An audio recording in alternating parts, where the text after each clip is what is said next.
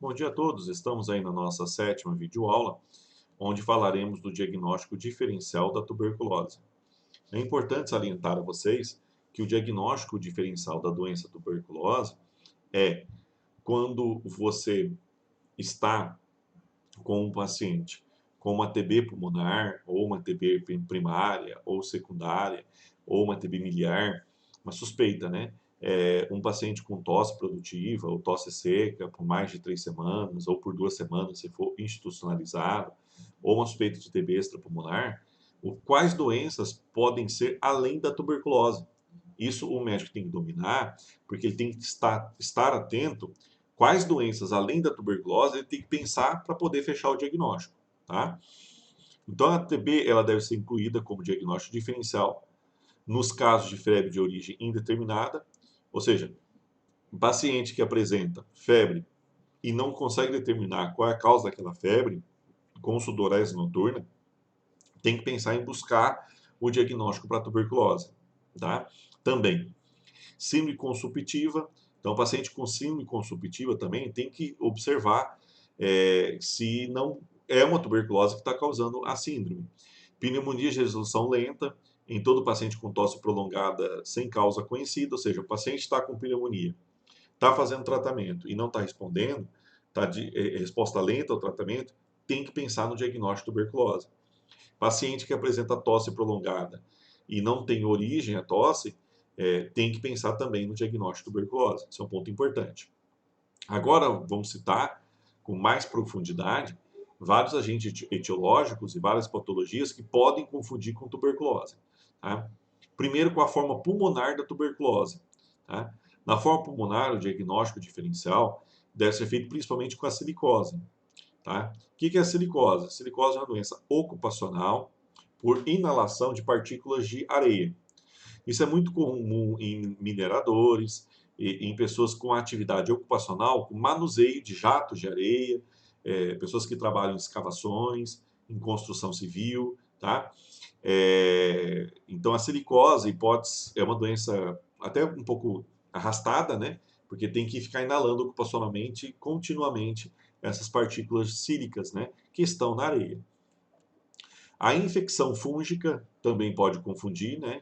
Pulmonar, criptococose, por exemplo, pulmonar com tuberculose. As neoplasias, pelo achado radiológico, pode confundir. Infecções bacterianas também podem confundir, dependendo da característica da infecção bacteriana. Outras micobacteriosas que não causam tuberculose também pode confundir. Doenças autoimunes, por exemplo, artrite reumatoide, quando causa lesão do pulmão, tá? O lúpus também, quando causa lesão no pulmão, com a vasculite, né? Também pode confundir. Embolias pulmonares também pode confundir no achado, tanto na expectoração, na tosse, na hemoptise, né? E na situação do achado pulmonar, e entre outros. Vamos falar agora as principais. Câncer. Câncer de pulmão pode confundir, muito atento. Linfomas pode confundir, sarcoma de Kaposi pode confundir e carcinomatose metastática também pode confundir. Tá? Aqui porque forma nódulos, né? Então fica muito parecido com a TB pulmonar. Outras micobactérias, né? Por exemplo aqui, que não causam tuberculose, Mycobacterium ovium, Kansasi, abscessos e Xenopus. Tá? Infecções fúngicas também pode confundir com tuberculose. Aqui, histoplasmose, paracoccidiodomicose, aspergilloma, criptococose. Aqui tem que ficar muito atento em pessoas que têm calopsitas, ver um pouco dessa história, né? Pessoas que têm periquita em casa, porque isso aumenta muito o risco, né? Devido às fezes, né? Da presença do fungo, tá? Em pessoas imunocomprometidas, há uma relação muito grande, então tem que pensar nisso, tá? Nesse diagnóstico. Doenças bacterianas, por exemplo, abscesso pulmonar, pneumonia necrotizante, Streptococcus pneumoniae, Haemophilus influenzae, né? Klebsiella pneumoniae, Staphylococcus aureus, actinomicose e nocardiose. Tá? Todas essas bactérias aqui podem causar abscesso pulmonar que podem confundir com achados radiográficos, radiológicos, né? Que possam pensar em tuberculose, mas não é, tá? É por outras bactérias. Aqui novamente, né, o manual traz, né, a silicose, pensar na história ocupacional para dar subsídio ao diagnóstico. Aqui pensar se a pessoa entra em contato com areia, com partículas de areia, se tem essa relação com construção civil, em trabalhar em construção de túneis, né? Isso é um ponto importantíssimo. Então aqui a medicina ocupacional está na silicose. É comum também o paciente ter silicose e ter tuberculose concomitante. Nas micoses pulmonares, é importante pensar em história de animal de estimação domiciliar. Isso é um fator muito importante, tá? Então, a história epidemiológica é importante. Verificar a infecção concomitando HIV, uso de imunossupressores por muito tempo, tá? Na questão das micoses pulmonares. Aqui, com um exemplo, calopsitas, periquitos, papagaios, né? Diferentemente da TB, a necrose por granuloma é do tipo liquefação, tá? Apresentando radiologicamente nódulos múltiplos de tamanhos bilaterais e simétricos. Nas vasculites pulmonares, aqui geralmente é autoimune, tá? Os quadros clínicos radiológicos podem eventualmente ser semelhantes à tuberculose, com hemoptise também, tá? Inclusive com presença de tosse, com nodulações no raio-x, com opacidades, né, pulmonares múltiplas, escavadas, justapleurais, geralmente acompanhado com doença sistêmica. Aqui tem que observar lúpus, né? Aqui tem que observar artrite reumatoide, embora raro, mas pode acontecer. Na sarcoidose, não há necrose nos granulomas e geralmente são observadas linfonódulos, né, hilares, opacidade pulmonar reticular na radiografia e tomografia computadorizada de tórax, além de comprometimento de outros órgãos como pele, olhos e articulações. Pensar em sarcoidose aí também, né, que é uma doença que dá problemas na pele, nos olhos e articulações, tá? Esse é um ponto importante. Agora, mudando um pouco o assunto, da bacteriose não tuberculosa, né?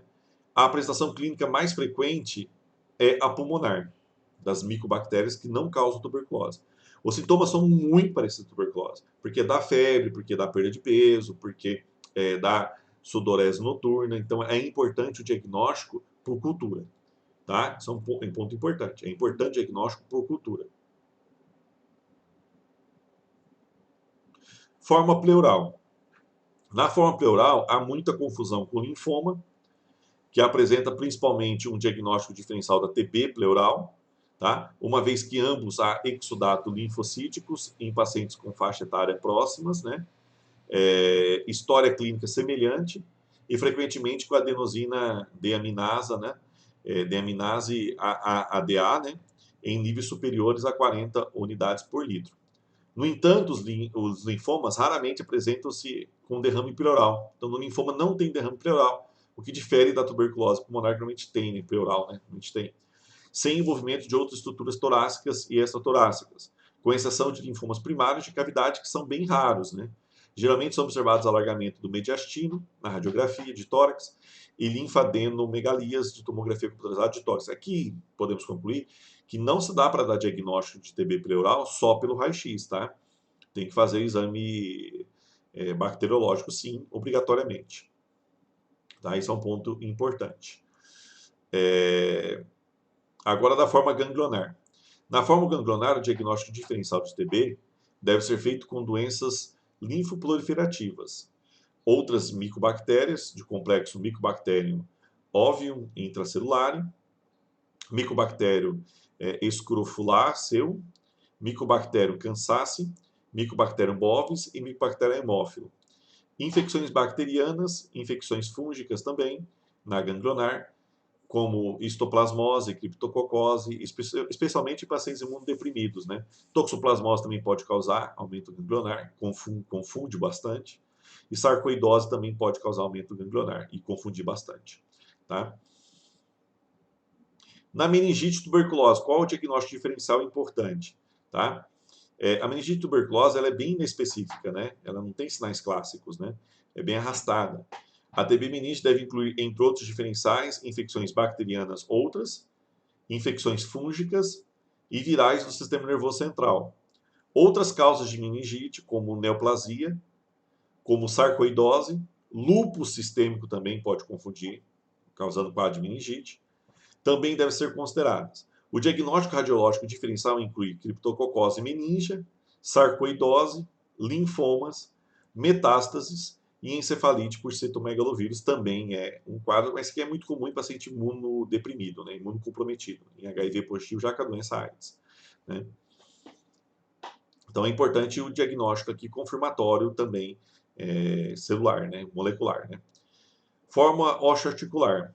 Então, também na TB óssea, que a gente viu que tem o mal de Pote, que é a TB que acomete só a coluna cervical, e a osteoarticular, que são em ossos longos, normalmente, na metáfise ou epífise, que causa edema, que causa dor e dificuldade no movimento, comprometimento do movimento. Na TB óssea, o principal diferencial deve ser feito com artrite séptica, com osteomielite causada por patógenos como Staphylococcus aureus, Brucella militensis, criptococose, histoplasmose e causas não infecciosas, né, como osteosarcoma, mieloma múltiplo, linfoma não Hodgkin e histocitose X, doença de Paget ou outras neoplasias ósseas. Tá? Isso é um ponto assim, importante também na osteoarticular. Bom, fechamos aqui essa parte de diagnóstico diferencial, pensando em quais doenças aí podem ser confundidas com a tuberculose. Tá? E quando tem determinadas doenças, pensar também numa infecção associada, aí, numa comorbidade. Muito obrigado a todos aí, fechamos a aula 7 aí, tá? Teremos mais aulas ainda sobre tuberculose. Obrigado a todos e bons estudos.